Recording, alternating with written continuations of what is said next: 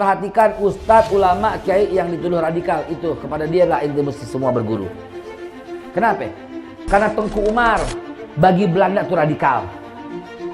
Emang Tengku Umar nggak dilawan sama sebagian rakyat Aceh yang telah kemakan duit oleh Belanda? Lawan, dikatakan radikal dan sebagainya. Ya. Diponegoro bagi Belanda itu radikal. Dan ada orang Jawa yang berkhianat karena telah makan duit Belanda, akhirnya menunjukkan di mana tempat persembunyian Pangeran Diponegoro. Betul? Bagi rakyat Padang, Tuanku Imam Bonjol itu radikal. Jangan main-main. Tahu nggak siapa Tuanku Imam Bonjol namanya?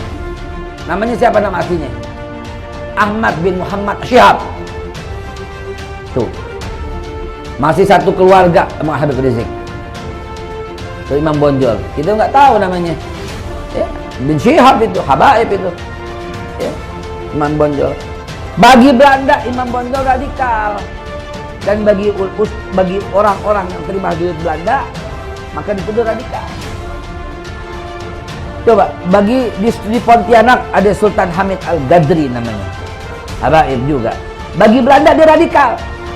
Dan bagi orang-orang yang telah makan duit Belanda, mengatakan Habib Hamid Al-Gadri itu radikal.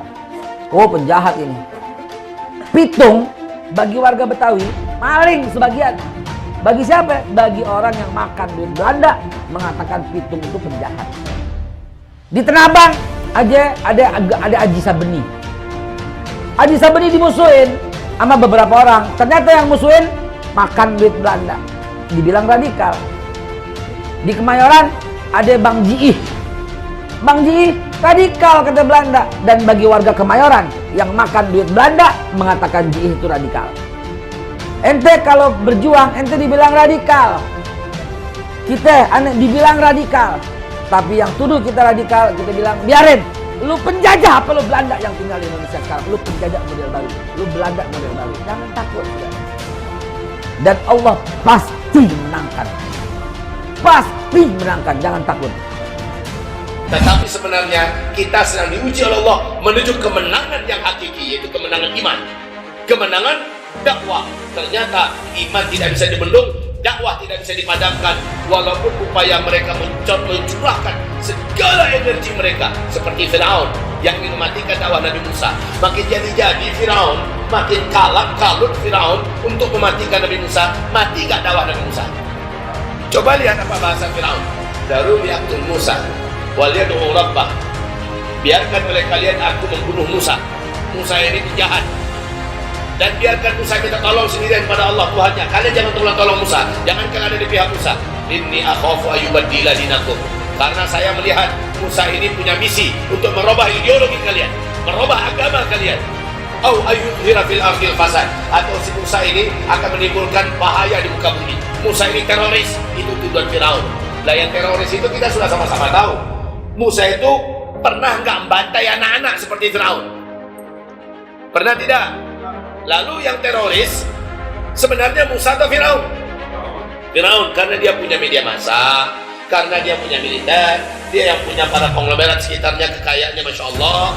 Lalu suka hatinya dia ngomong di media untuk mempengaruhi umat. Apa yang dilakukan Firaun ini merubah pandangan umat nggak kepada Nabi Musa? Merubah pandangan umat tidak? Tidak.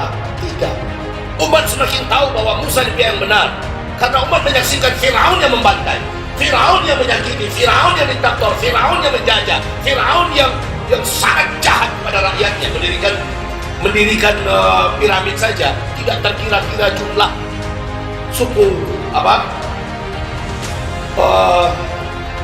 suku Bani Israel yang habis di tangannya mati. Lah rakyatnya tahu siapa Firaun. Jadi maling inilah kisahnya ya. Firaun mencoba menggunakan seluruh potensinya untuk memfitnah Musa. Tapi Allah berada di pihak Musa. Walaupun semua media di dalam Firaun, semua kekuatan sebagainya, pada akhirnya Allah tunjukkan dalam sejarah Firaun dengan segala kekuatan yang utuh dan lengkap. Pada akhirnya bukan hanya Firaun, Namrus juga sebelumnya. Namrus berhadapan dengan Nabi Musa, Nabi Ibrahim. Nabi Ibrahim nggak punya apa-apa, lemah, orang biasa. Pengikutnya hanya segelintir orang dari rakyat biasa. Sama dengan Nabi Musa alaihissalam, nggak punya apa-apa. Tetapi Allah yang sudahi Namrus dan dengan cara yang hina, sebagaimana Allah yang sudahi Firaun dengan cara yang hina. Nah sekarang ini jangan khawatir, kemenangan tetap dijanjikan untuk al-haq. Liyuhiqqallahu al-haqqa wa yubtilal batil. Allah ingin memperlihatkan yang hak adalah hak dan yang batil adalah batil.